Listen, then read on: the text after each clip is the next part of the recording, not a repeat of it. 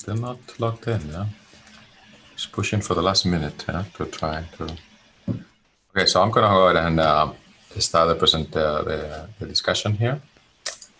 Okay, so welcome again, everybody, to the SPICE-SPIN+X seminar series on Zoom, on the live webinars.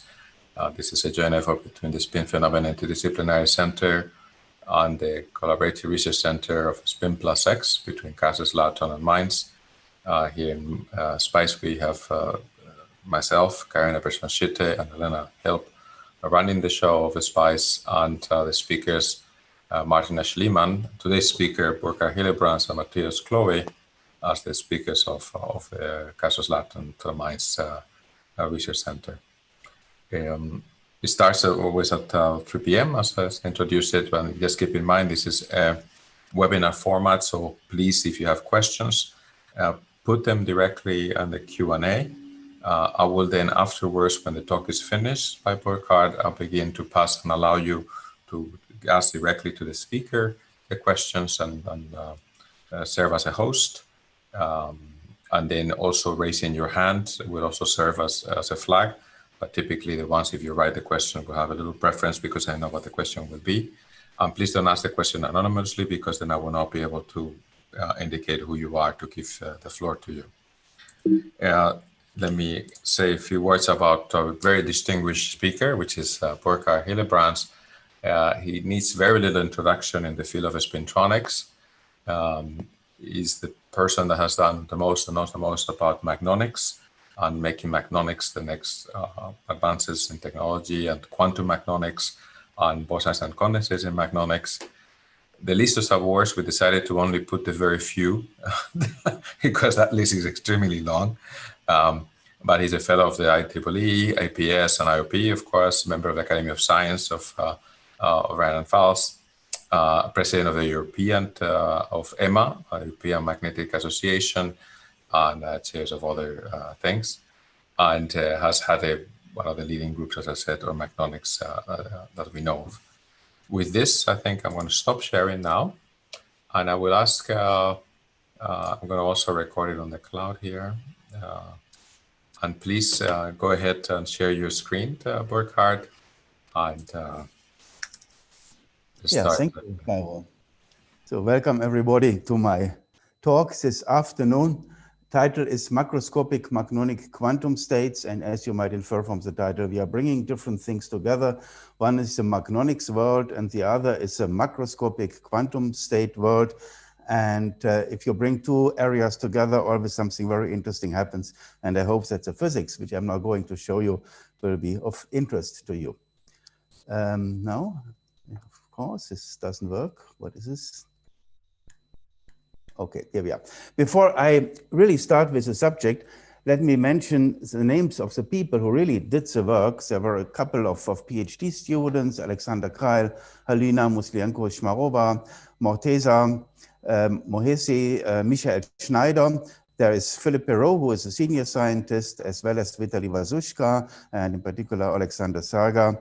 There are two former members of my group. One is Dima Boschko, who is now a professor at the University of Colorado, and there is Andrei Chumak, who is now a professor at the University of Vienna. We are an experimental group. We are doing a little bit of numerical simulation. You will see one of the results soon. But we are collaborating strongly with theoreticians, and it is my pleasure to mention in particular Viktor Lvov and his wife Anna Pomialov, who are from the Weizmann Institute in Israel, Gennady Melkov from Kiev, and Andrei Slavin and Vasily Dubakevich from Oakland University in the US. So, macroscopic quantum states. If I give a talk, and if I'm talking about macroscopic quantum states, and if I'm talking about magnons and spin waves, people are always asking, what do quantum states have to do with the spin waves?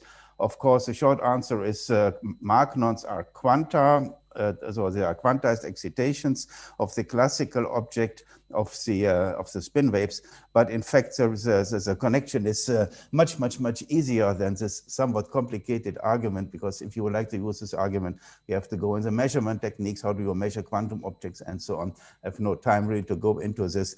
Let me just tell you what we mean here. Main idea is we want to find, that is a guideline of my talk, macroscopic magnonic quantum states, which can be used at a later stage for information transfer and processing. And in this sense, these states which we are discussing here are analogous to what you know from superconductivity, where you have Josephson currents, and to superfluidity, which you have in helium-3 and in helium-4. And one particular property is, as you know, this from superconductivity and superfluidity, is that this kind of transport can be free of dissipation. Of course, in our systems, you always have magnon-phonon and magnon-electron coupling, so our systems are not really free of dissipation. And this talk, I would like to talk these Bose-Einstein condensates made in a magnonic system and supercurrents which we can generate. We do it since a couple of years already, and we can even demonstrate Josephson oscillations. And this all happens at room temperature in a magnon Bose-Einstein condensate. So once again, back to macroscopic quantum state. We like to distinguish between microscopic quantum phenomena and macroscopic quantum phenomena. The difference between these two worlds, the microscopic world and the macroscopic world, is simply with what we do compare. In the microscopic world, we study systems which are comparable in size with the de Broglie wavelengths of the particles we are studying. These can be electrons, this could be Bose atoms in an ultra-cold quantum gas, and so on. In the macroscopic quantum world, we are comparing with the coherence lengths of these objects. These objects are very small, then of course the de Broglie length is essentially the ruling length scale. But if we have coherent objects such as Bose-Einstein condensate, then the coherence length matters. If you have these kind of objects, you would like to know, what are we studying? If you study Bose-Einstein condensates, we study the spontaneous population by a large number of Bose particles of a single quantum state.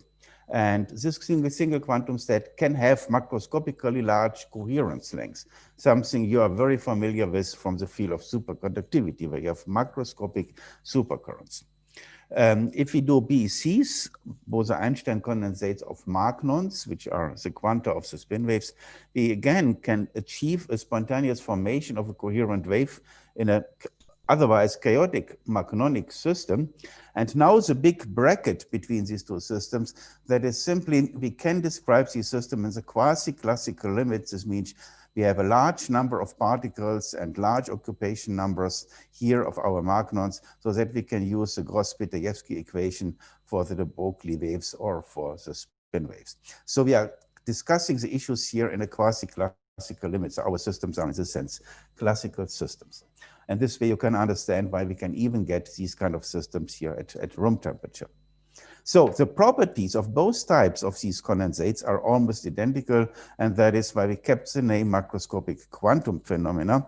And we make use of the analogy with the numerous phenomena you might know from Bose-Einstein condensates of atoms, such as supercurrents, Bogoliubov waves, in which I will introduce Josephson effects, and there are more. So much about the introduction where we are.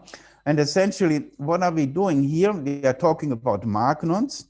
Magnons have energy, h bar times the frequency. That is the expression we usually use. They have linear momentum, they have mass, and they have spin. And you can consider the spin wave, what you see here. You see a spin wave which actually propagates here from the lower left to the upper right corner, as composed of these magnons. And then you can consider these magnons even under certain condition, like a gas of particles. If you take this analogy between particles, the magnons, and the waves, which are here our spin waves. So let's look into this. If we talk about gas, then of course we need to discuss interaction. And the most easy interaction we find in the gas of magnons is, of course, a linear process which simply converts one magnon into another one. And this can happen if we scatter at any imperfection, any dislocation, or any other atoms, whatever you have in your system. The energy is conserved for simple energy conservation reasons, but the momentum might change. And you can continue, you can ask, what are other processes, for instance, nonlinear processes? And here are the maybe most simple nonlinear processes. One is that just one magnon with energy epsilon and momentum P1 decays into two other magnons.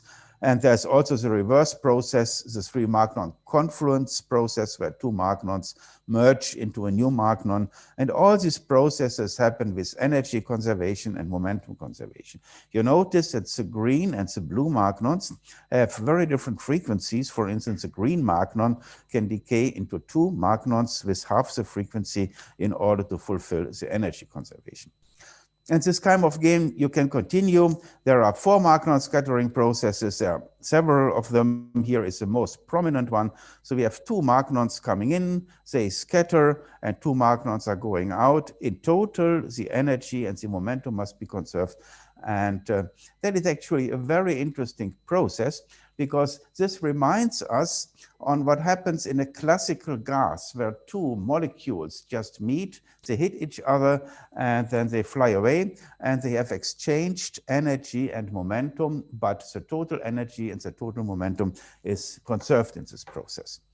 In our magnonic system, we even have an additional process which we must not forget, that is the interaction with the phonons. And the most prominent effect is the Cherenkov process, where a magnon scatters into another magnon under either emission of a phonon or just absorption of the phonon. And again, in these processes, energy and momentum is conserved. Now, the nice thing is, I was already advertising gases, and wouldn't it be nice to study our systems just as a system of interacting gaseous particles? And in fact, we can do so because what happens is here, the energy between the green and the blue magnons is very, very different. And if we do dispersion tailoring, what is actually not very difficult, then you can forbid either the green or the blue states, and then you can forbid the scattering process. So we do not need to consider this process if we choose the parameter of our system correctly. You will see in a few minutes how this works. And what we also can do, we can use very clean materials. Then we don't have any imperfections in our system. That means just you have to go to single crystal materials with very, very low density of imperfections. And then this here also vanishes. And we are left only with the four magnon scattering processes and with the Cherenkov processes. And the nice gesture of nature to us is that this is the dominating process. We always have Cherenkov, especially at room temperature, but they can be rather weak compared to the four magnon scattering processes. And that means we really can describe our magnon system as a magnon gas. So we have a gas of interacting quasiparticles, our magnons. And what is so special about this particular scattering mechanism, or of a gas in general, that is that the number of the particles is conserved. So we are not creating particles and we are not annihilating particles. If we do so, we can describe the distribution with Bose-Einstein distribution. You see this very famous formula here. So you have the density of states, and you have this exponential factor here in the denominator, or this exponential factor -1 for the Bose distribution. And what enters here is the energy, h bar omega, and the chemical potential. And the temperature, of course, K Boltzmann times the temperature. And what we can do is we can plot this function, and you see this function plotted here in a log plot. So the vertical scale is the quasi-particle density. So just this part here, and the x-axis is a log of the frequency. And if we then plot here this function, we get this characteristic blue curve. You might ask what happens here. Why does it go to 0? That is simply in the dispersion. As you will see in a few minutes, we always have a minimum frequency called omega min. So there are no states below this frequency. So our distribution function just has to start here. And that is plotted here for the case where the chemical potential here is 0. So forget about red parameter here. We only have the black equation here. How can we now go to a condensation scenario? One important fingerprint of a condensation is simply that all the particles go into one single state. It means we must have a state with a divergence in the population number. And you can immediately see what happens if we now make the chemical potential equal to the minimum energy we have in our dispersion, so this number here, then this difference here becomes 0. The exponential term becomes unity, but unity minus unity again is 0, and therefore the quasi-particle density diverges for this particular value of the chemical potential. So all we need to do is to ask ourselves if we would like to obtain a Bose-Einstein condensate of magnons, then one condition is that the chemical potential has to match the minimum frequency in our system. If you think about a free gas, the chemical potential of a free gas, of course, is 0. So there is nothing we can do. So we have to go away from a free gas condition, and we have to be able to manipulate the chemical potential. And I will show you in a second how this can in fact be done. Just one single slice regarding the material. If you are from the field of magnonics, you know yttrium iron garnet is a fantastic material, single crystalline, very little defects, perfect. And the damping is extremely low. Actually, yttrium iron garnet is a material with the lowest damping available for experiments as a reasonable material. You see here, you can make big 3-inch wafers. You can make single crystals. And you can make thin films, of course, and that is the material we use. The crystal structure actually is very complicated, like you see here, but what matters here for us is only that the damping is so extremely low, and also that the saturation magnetization is not too high in this material. Okay, again, one key ingredient in the field of magnonics is the equation of motion, which is the Landau-Lifshitz equation, which in fact is a torque equation. You see the equation here. So we have the magnetization, and the time derivative of the magnetization is a torque.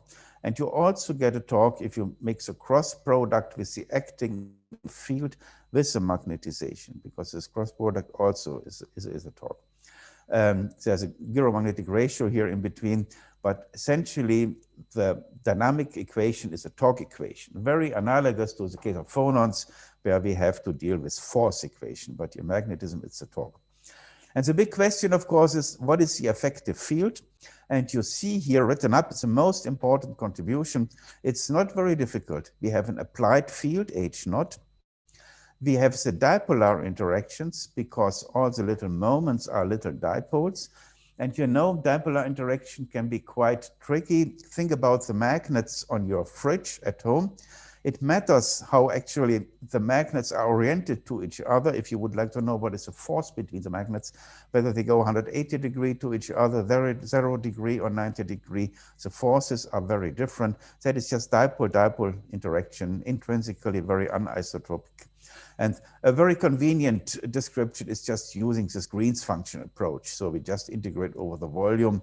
That is just the continuous approach. We have to integrate over the volume, over all other magnetic moments, or the saturation magnetization, and the Green's function tells you about the contribution. And we also have the exchange interaction, which we must not forget. So eta is the exchange constant, and the exchange interaction is always proportional to the second derivative, so the tilt of neighboring moments, essentially. Now what you can do, you can solve this equation of motion, and as a result, you get typically a dispersion like this. Dispersion is the frequency as a function of the wave vector. I plotted for positive wave vectors as well as for negative wave vectors. You will see in a second why. And then, first of all, what you see here is a very anisotropic behavior. Here are wave vectors perpendicular to the field. This is done for a film. You see here the film, and the directions of the wave vector is always in the film plane, so that is perpendicular to the field, so in this direction. And here in blue, you see data for the wave vector parallel to the field. And you can already notice the very big difference. What you also notice is a quadratic increase for large wave vectors. That is the exchange contribution, very characteristic. And then you see some very peculiar behavior if the wave vector is parallel to the field. This means if you increase the wave vector, the frequency goes down. It runs through a minimum and then it increases. A minimum, so we have a minimum frequency in our dispersion. Now you might maybe realize why I had a minimum frequency in the very schematic initial illustrations. And if you have a film of finite thickness, like you see here, we get all kinds of standing modes. And if the film is thick, typically 6 micrometer, then we get a very dense area here of all kinds of standing modes, and they form here essentially a continuum of modes. So we can excite spin waves or magnons in this entire regime here, but not below the minimum frequency. And by the way, because you see that the slope here is negative, these modes here are called backward volume mode, simply for the reason the slope here is negative. This means the group velocity is negative, and therefore it's called backward volume mode. Notice also the minimum. Here's the group velocity, which means the slope is 0. So the minimum cannot move, cannot transport energy, cannot transport information. So now we want to have Bose-Einstein condensation.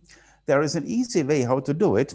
We simply take a microwave source which emits microwave photons, and each photon can decay into a pair of magnons, which you see here at half the frequency, energy conservation.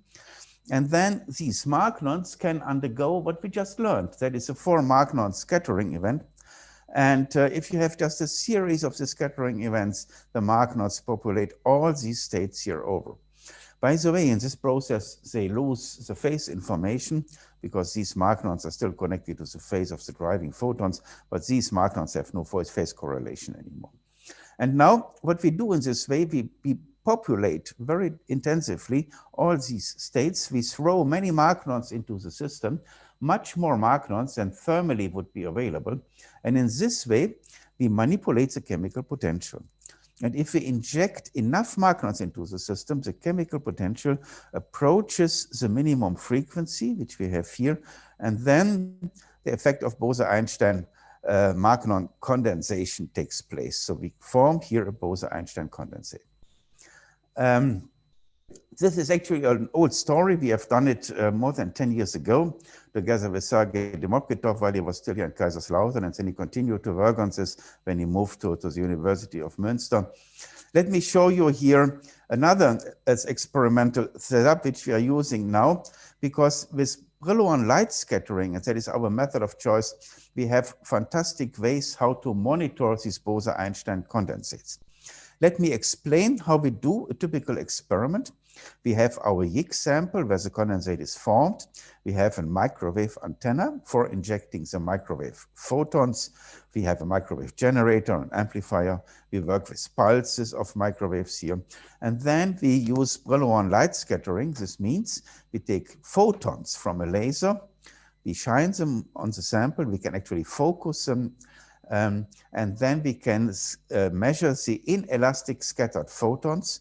And the number of the inelastically scattered photons is a measure for the number of magnons we have in our system.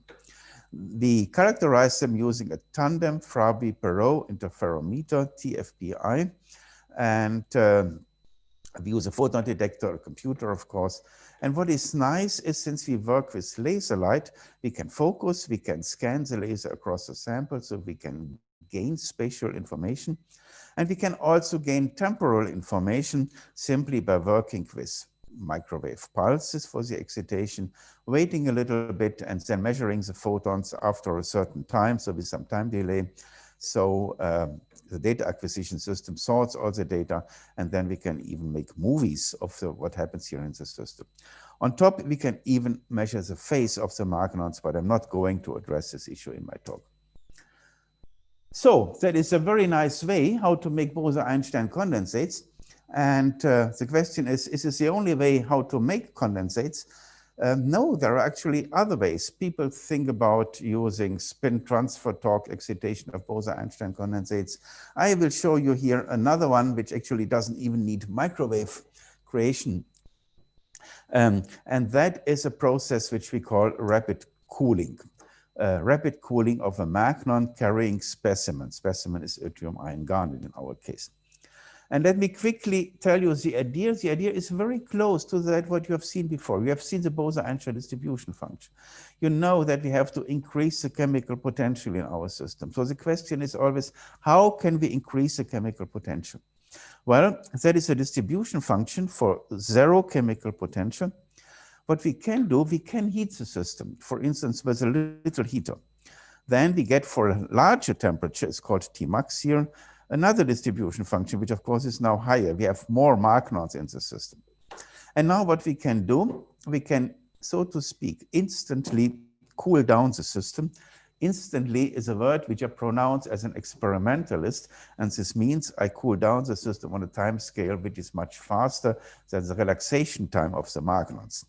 And if I do so, if I cool it down instantly here to the original temperature T min, then we have all these excess magnons, which are just too much in our system. They must go somewhere.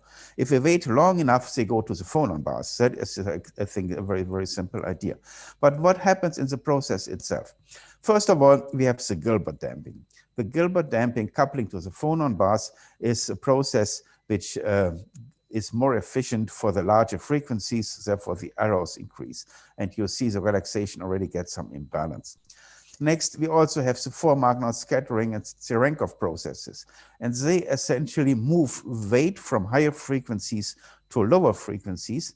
So if we do it efficiently, then what happens is we move all the magnons which have been here in the array in between just here into the states at very low frequencies. And if we do it right, we can equal the chemical potential to the minimum frequency.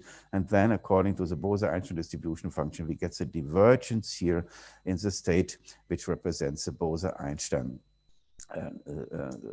condensate. It works very, very well. One just has to play with a few parameters. One has to make the sample very small. This was done by Michael Schneider under supervision of André Tschumak, while André still here was in Kaiserslautern. So we have a little Higgs stripe covered actually with platinum, but platinum is only used for the heating. And here are the contacts to put a DC current through the platinum. We can use Brillouin light scattering actually to measure here the distribution. And if we switch off the heating current, the system will immediately cool down because the substrate, which is gadolinium gallium garnet, has a very high thermal conductivity. The system is very small. Also, the contacts guide the heat very, very well. So this cools down extremely fast.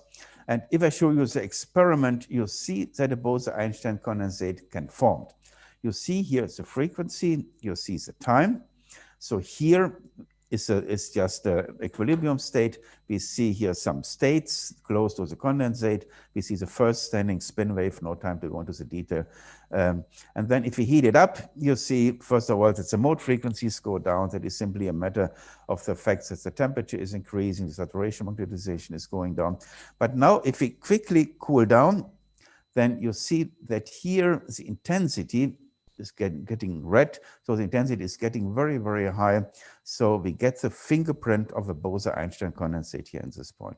And after some time, of course, it will relax due to the residual coupling to the phonon bus. So there are several ways how to generate Bose-Einstein condensates in such a system. Now let's go back to the condensates and the properties. I told you already, a condensate is a very fascinating object. It is a macroscopic quantum state. But if you think about applications, it is somewhat useless for the very simple reason that the group velocity is zero. So you can prepare such a state, but you cannot transport energy, momentum, or information with this particular state. So we are looking out for other processes.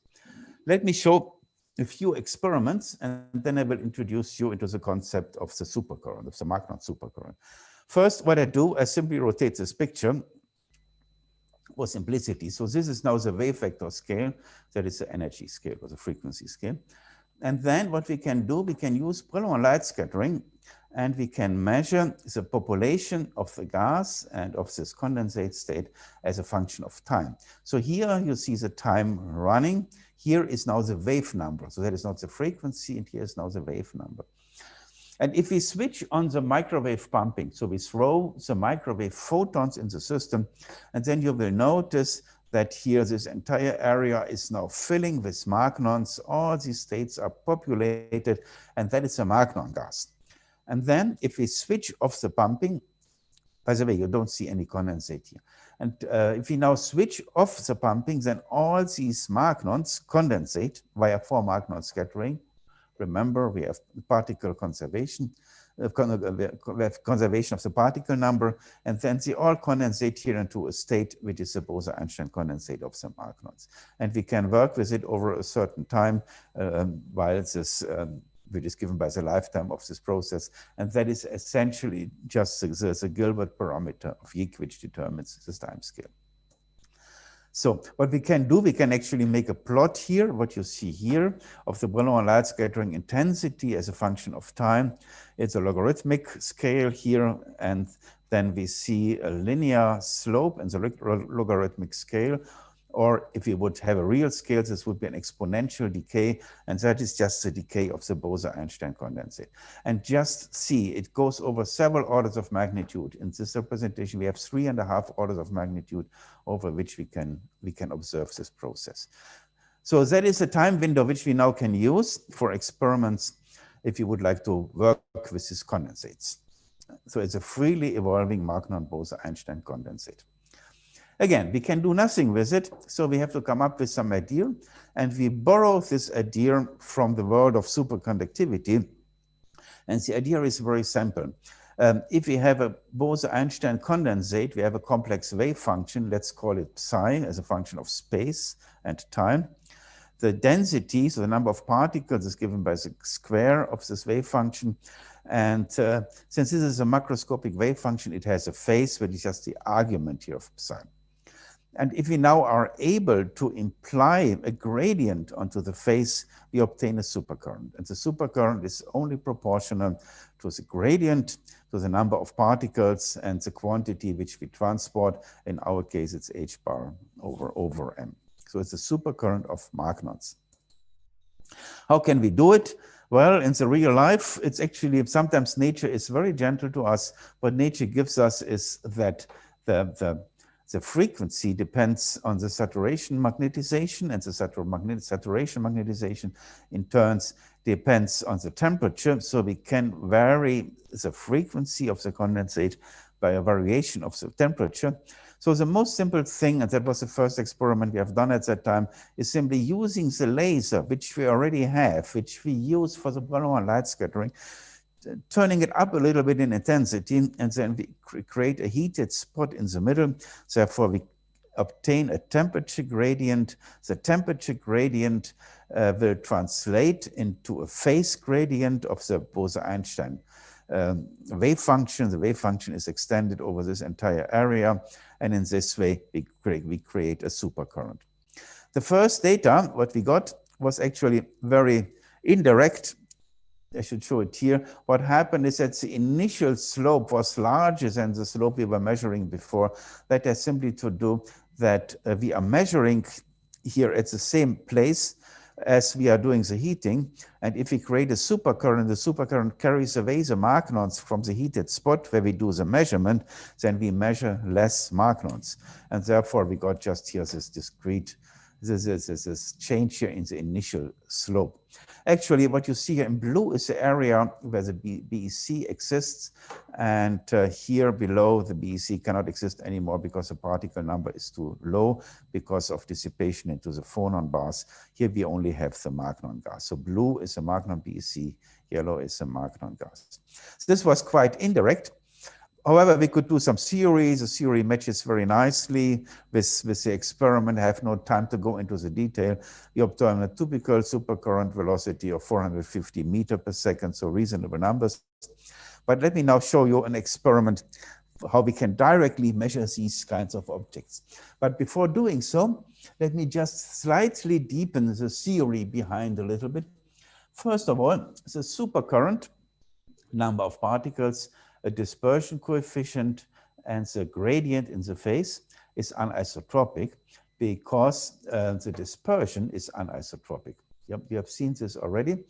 That is just the properties of the dipole-dipole interaction. We have seen the curves look different whether you propagate perpendicular or parallel to the field.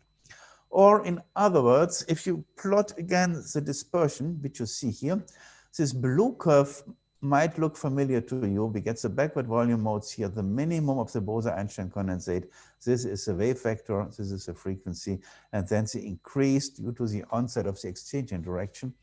But if we now plot the other direction, perpendicular here to the applied field, then we get here this red curve. And you see the dispersion here, which is just the second derivative of this curve, is different whether you go along the wave vector of your condensate or whether you go perpendicular to it. You see it very nicely here in this animation where it's actually rotated, where you see that the dispersion coefficients are different whether you go along the blue or the red direction. So we have different dispersion coefficients. So the supercurrent is very anisotropic, and it is always perpendicular to the wave vector here of the condensate. The wave vector is finite, mind, but the group velocity is 0. We are just sitting here. And the supercurrent then is most prominent in the perpendicular direction, what you find here. So essentially, it is a one-dimensional supercurrent, or the ratio in our example is 21 to 1, what you see here. So we can work with the supercurrent. And now I would like to show you a direct experiment. The direct experiment is a similar experiment you have seen before. We only use now 2 laser spots, one for heating, that is this pink one, and one for measuring, that is a green one. And we do heat the sample here with a large intensity, and then we use a small probe intensity, and then we can just measure here in the scan direction. This is, of course, a stroboscopic experiment, but in this way, we can measure the lateral distribution of the Bose-Einstein condensate. And if you do so as a function of the distance from the heating spot, we get all different kind of picture. You notice the patterns are very strongly changing the farther you go away. What you notice is if you go farther away, you get a second maximum here, and the distance of the maximum to the area where you heat the system, where your gradient is, becomes larger with time. So there is obviously a very strong dependence. Let me resort all this data and let me make a video out of it. So that is experimental data, that is not a simulation. And let me show here on the left side the reference case where there is no heating. So we should have a uniform Bose-Einstein condensate. And here is the case where we now have the heating spot. And now I let the animation run, the measurement run. And so why is this not running? It should run on both at the same time, actually. Yes, okay. And you see if there is no heating spot, we get a uniform population of the condensate all over the place. But if we now do heat, then you see that the magnons are expelled from the centering heating area, and 2 shock waves actually form here to the left and to the right side. Why are they expelled? Because we have the supercurrent mechanism, supercurrent transports the magnons here away. And of course, they form this hump. It is really something similar to a shock wave. Think about that the marketplace here in Kaiserslautern is equally filled with people, and then suddenly a person in the center of the marketplace cries something like fire, fire, and the people want to escape. And then, of course, after a short time, the central part of the marketplace is empty and the people are still running here away. So that is essentially the scenario which happens here. So this works very well, and so we can see how the supercurrent is acting. So let's pay a little bit more attention here to these humps. Yes, and what I would like to show you is what we have here is a scenario of second sound. we have to solve the Gross-Bitaevsky equation. This is the Gross-Bitaevsky equation, and what enters the Gross-Bitaevsky equation are quantities we are very familiar with. That is the dispersion coefficient, which we have seen, this blue curve before. And of course, we have a repulsive interaction, which actually was measured by the Münster group, so we know the value. And it enters the Gross-Bitaevsky here. That is a nonlinear interaction. It goes proportional to psi squared.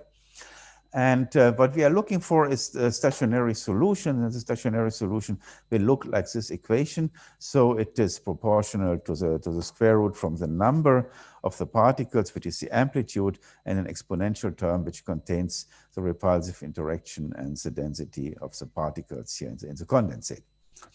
And if we solve this equation, we find an equation which looks like this here. So it is some kind of velocity times the wave vector plus the square root of these terms. And now if we work in the long wavelength limit, that means that k becomes very small, then this parameter here, the numerator, becomes small compared to the denominator. So we can just cross out here the second term under the square root, and we are ending with a linear dispersion. Omega as a function of the wave vector is sound velocity times the wave vector. And z is the second sound velocity, and the expression is very simple. It's just a product from the dispersion coefficient from the nonlinear interaction and the number of magnons which we have in the condensate. So we find here second sound. It's called actually Bogoliubov waves. So, and the agreement with the experiment is quite remarkable. We can measure these modes as we can measure the distance as a function of the time, and then we get here this characteristic dependencies. These are all measurements for 3 different heating powers.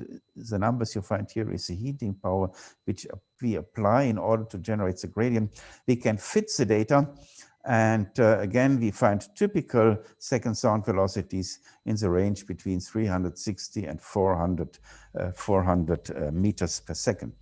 You see even a small curvature here in the curves. You would ask normally if you have a linear sound velocity relation, it should be a straight line.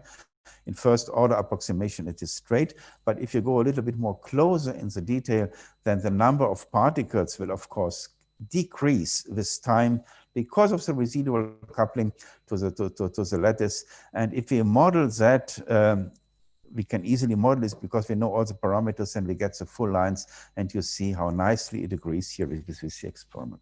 So this works all very, very well.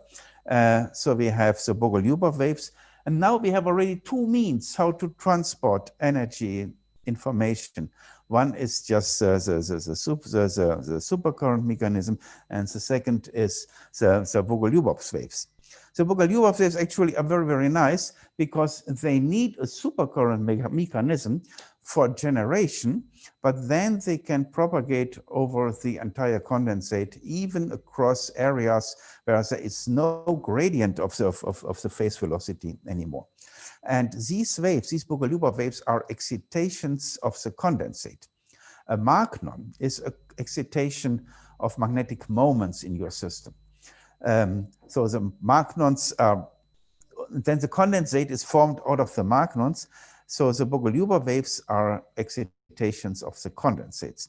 They are even in a sense dissipationless, because if we plot their intensity, we see that the intensity scales all with the intensity of the condensate, only since the condensate itself decays over time.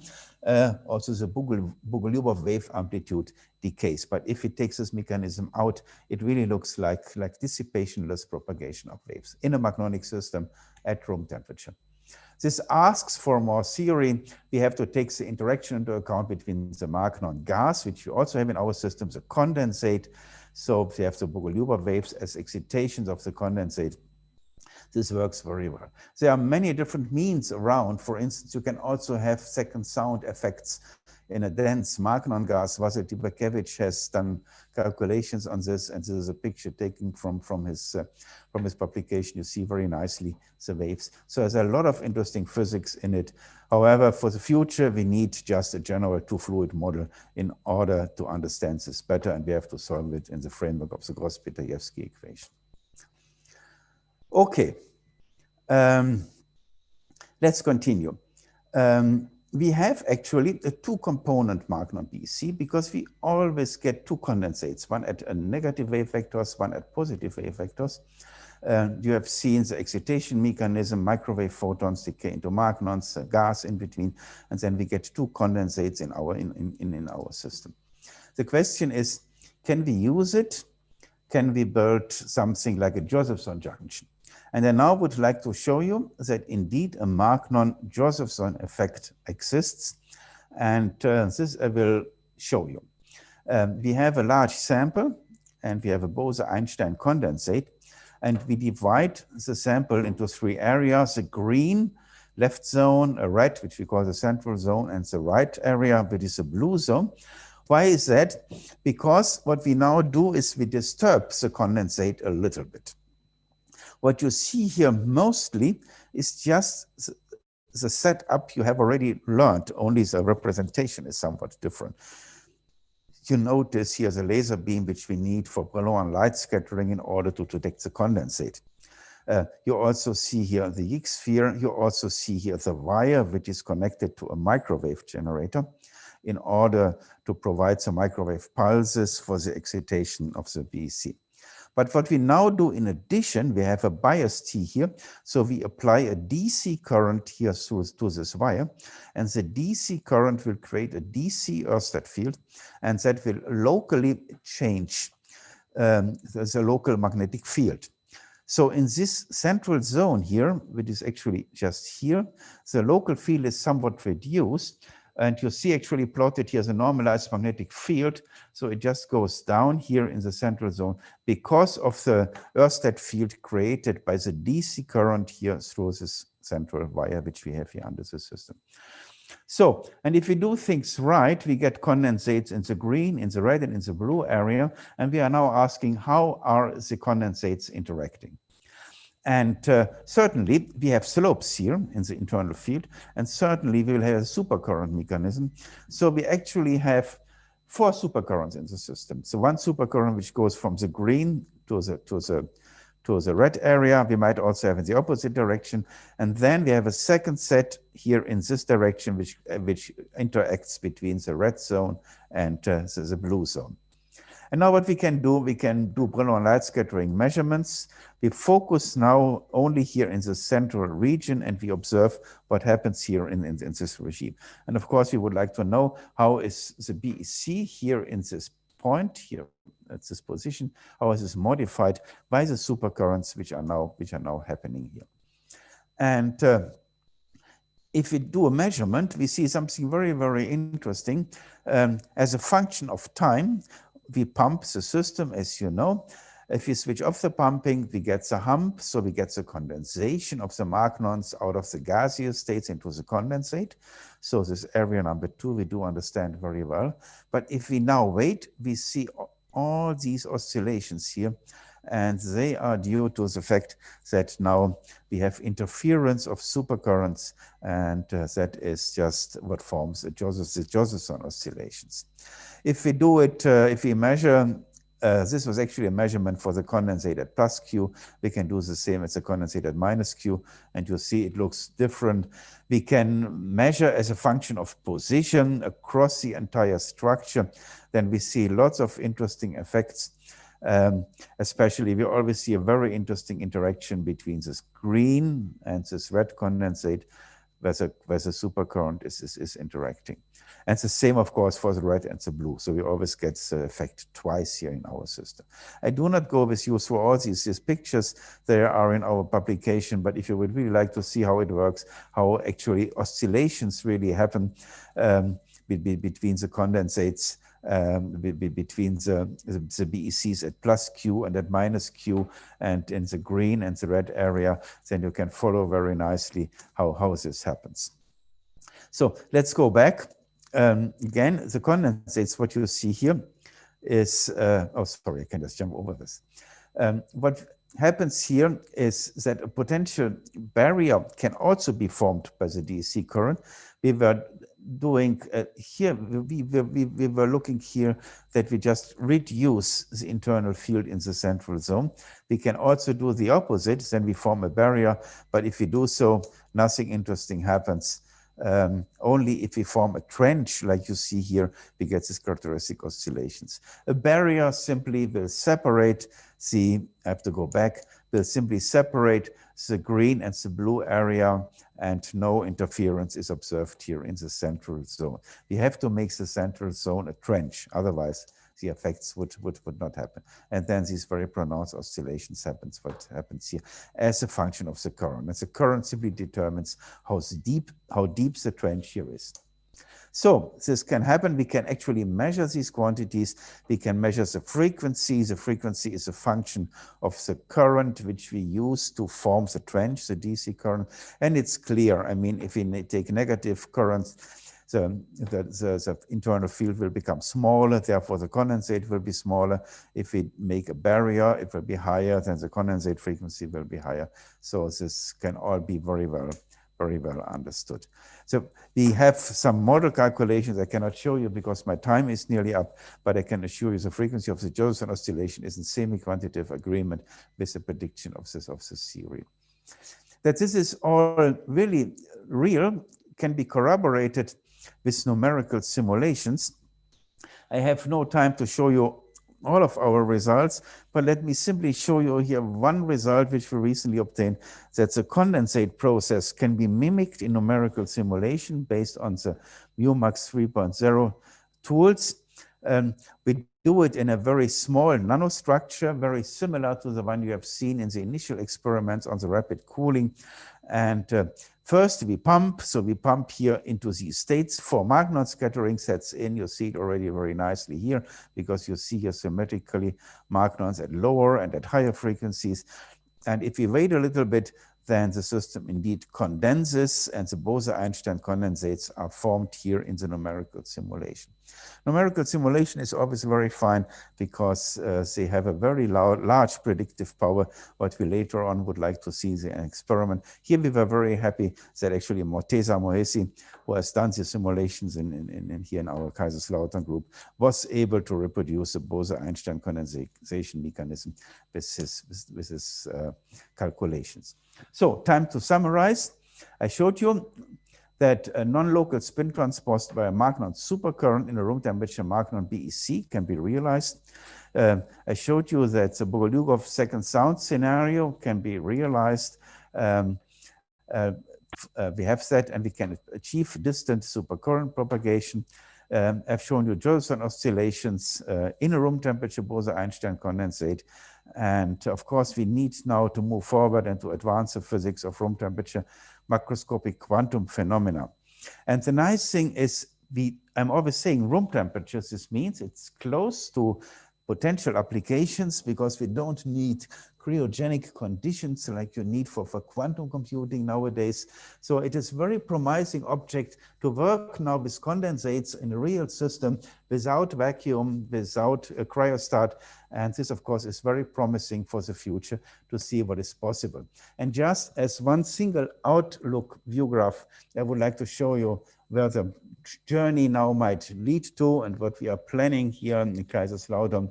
So we need to better, of course, understand the spin transport by magnon supercurrents in a 2-dimensional magnetic landscapes. I've shown you a 1-dimensional landscape just with some inhomogeneity created by a current varying wire. But of course, we can manipulate to any desired pattern the 2-dimensional Bose-Einstein condensate, and we would like to know what kind of supercurrent patterns we can generate this way. There are new ways how to create the magnon BEC. Rapid cooling, I showed you. Spin pumping is another way to go. Non-viscose propagation of the magnon BEC is a very interesting object. I was already scratching on this. interference of Bogoliuba waves is in our agenda. And then, of course, what is very important, we always get two condensates, like you see here. Here are the two condensates. And we can do computing with this two-component magnon condensates. For instance, we can plot them here on a Bloch sphere, and we can name the left condensate here the south pole and the right condensate here the north pole. Then with any superposition of these condensates, we can address any point on the Bloch sphere. This asks for discussion of these kind of things in the language of quantum bits. Quantum means we have two states, the two condensates, and in this way, we hope that we can even do quantum bit calculation using two-component BECs in our system, and there might be even some future applications in this direction. Thank you very much for your attention. So thank you very much, Burkard. So everybody, hands up to clap for Burkard. I think you can see that everybody's clapping there. Almost the 200 of you that have showed up, more or less. Although on the YouTube you cannot do that. So now I'm going to open the talk for discussions, and please leave the hands up only if you have a question. Otherwise, put them down again. And then I'm going to first call on Daniel. Let me actually go here to the attendees, and then give you the permission to talk. So please, Daniel, unmute yourself and ask your question to Burkard. Well, I asked a question in a comment, but it was in the very beginning about possibility when you discussed the three magnon processes, four magnon processes, and my question was about possibility of annihilate two magnons and create phonons and vice versa. But actually, it was answered later on, in fact. When you just discussed how you create magnon by laser. That's probably the same physics. Yes. All these processes exist in both directions. Yeah, I understand. No, that was actually the question at the very beginning. Actually, I have a different question. You discussed only ferromagnetic systems. Can one think of something similar in antiferromagnetic material in which spin wave spectrum, magnon spectrum, is not quadratic but linear? It yes, can maybe.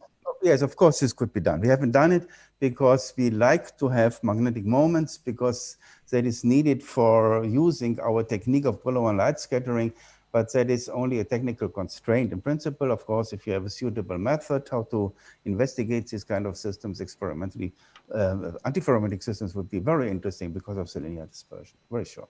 And the very fact that the magnon spectrum is not quadratic but linear, would it be important for something, or it's for finite magnon concentration, it's maybe not so crucial?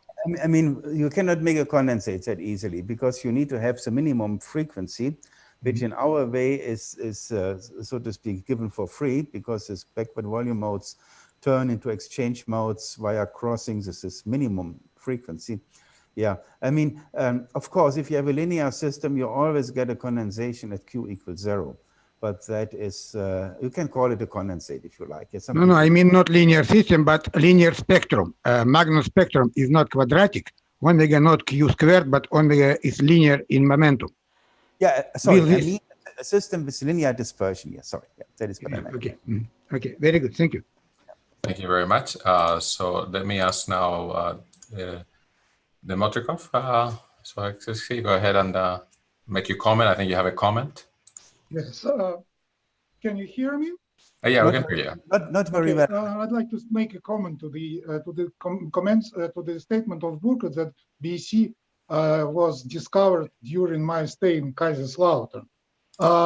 It is known that I left Kaiserslautern in 2004, and the first experiment on BEC was performed in 2005, and the first paper was published in 2006.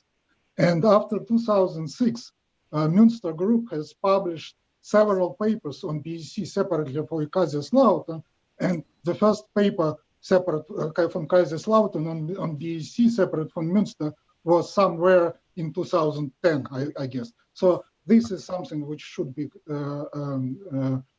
corrected. And if the host allows me, I would like to ask a question. Yes, please.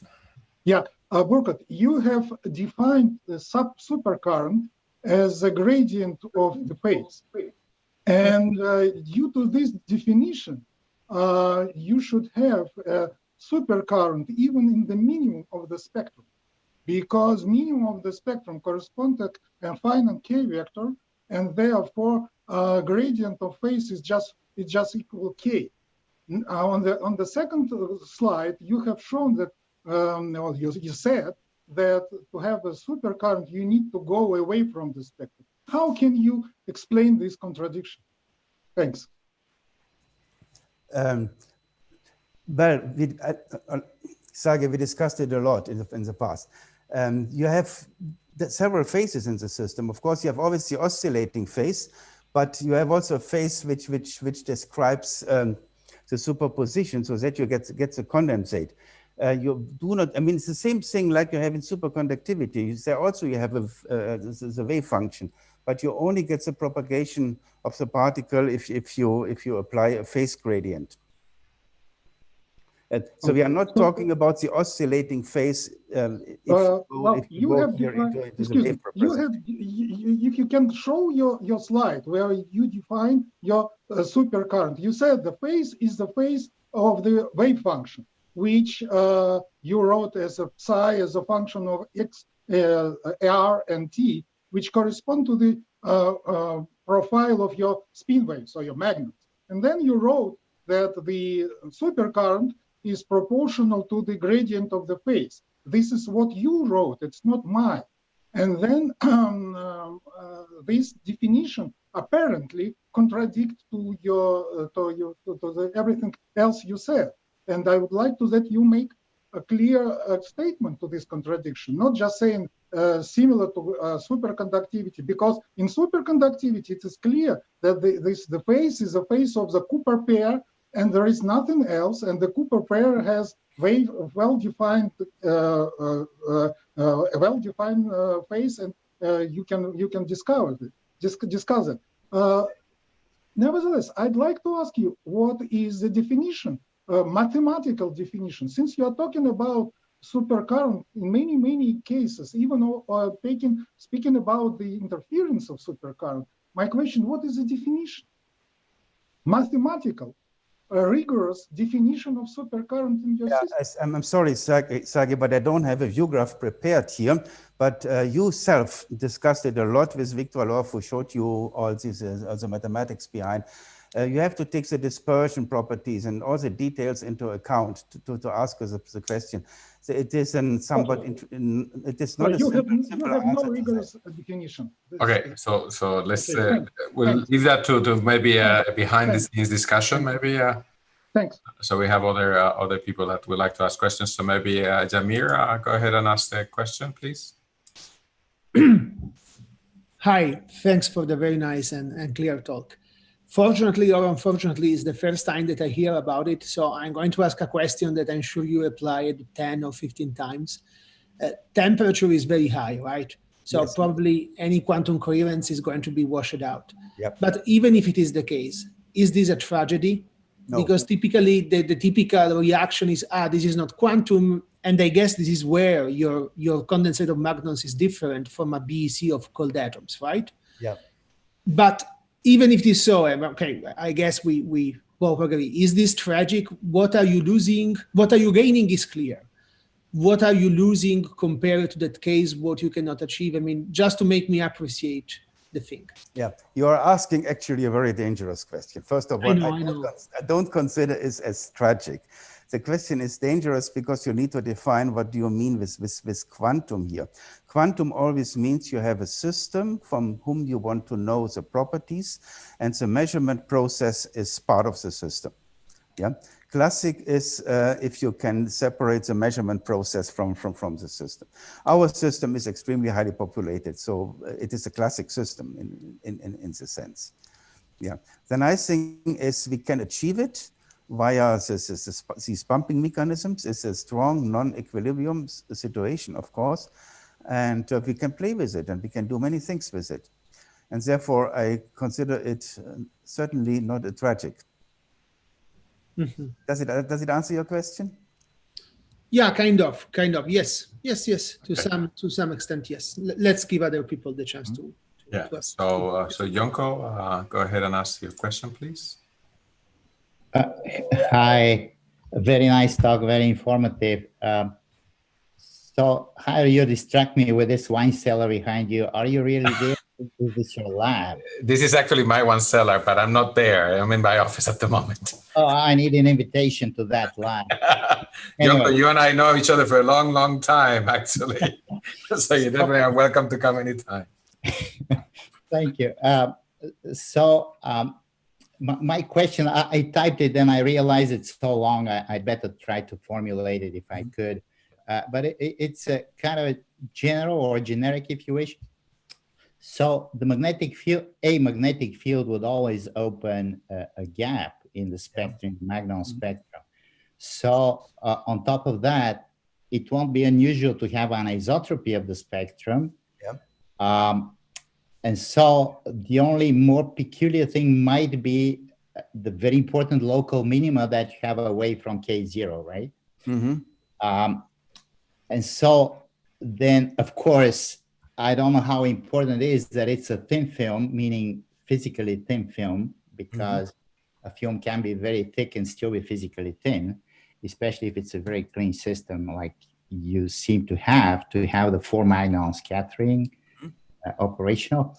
So with all this, well, where I'm going is that I'm wondering whether there is some other material, not just YIG, that would feature all the 3 things, including the local minima, and be viable to unleash all this physics you're talking about. And I bet you must have given this some thought. So could you please enlighten me on sure. other possible materials? I'm very sure there are many materials out which fulfill all the conditions you were naming, but not the condition which makes it possible. That is a very low damping. Yeah, I mean, if the damping is too high, the condensate simply doesn't form. And for that reason, we have been, with this kind of mechanism, we have only been successful with YIG so far. Yeah, I think this is a bit connected to maybe the next talk, a question by Pinaki Sengupta. You had a comment, well, not comment, but a question for you use the chat for it. Can you ask your question? Yeah, sure. My question is, first of all, thank you for organizing this series of talks, and thank you, Burkard, for this wonderful talk. My question is, how does this relate to magnetic field-driven Bose-Einstein condensation of magnons or triplons in tantalum copper chloride or other magnetic insulators like barium? Very, very little, only that is a completely different system. Yeah, and it's the same, the agreement is like with Cooper pairs. So you just need to form somehow the bosons. Yeah, and once you have the bosons, you can do condensation. In our case, the magnons are so nice to us that they are already bosons, so that we can do the condensation process with it. But otherwise, I think there is no similarity. At least I do not think there is some. Okay, thank you. I think Shibalik, you have a question for the speaker? Yeah, thank you, Professor Sinova, for having me on. First of all, wonderful talk, Professor Hillebrands. My question is that what kind of perturbation is causing the second sound? I did not get that. Means it's basically the variation of parameters I read beforehand, but what kind of perturbation is causing the second sound in the Bose-Einstein, in the condensate? It is simply that at a very localized position in the condensate, the supercurrent is switched off. It is not a global supercurrent, it's a supercurrent only at the one point where in the experiment the laser beam hits the sample. Okay. The point size is quite small. So you also said, yes, that is the inhomogeneity which drives it. Okay, so you also said that in magnon gases, we can also generate second sounds. So are they also related to the formation of supercurrent in them? Sorry, I don't understand you. You also said that in magnon gases there can be a second sound. There can be second sound as well. You need to. Is it also related to the formation of this inhomogeneities due to the supercurrents? No, that is a different kind of second sound. you better talk directly to Vasil Tibakevich, and he can present in more detail what he means with his second sound in his system. Okay, thank you very much. Yeah. So, Bunkov, you have a question, maybe? Go ahead.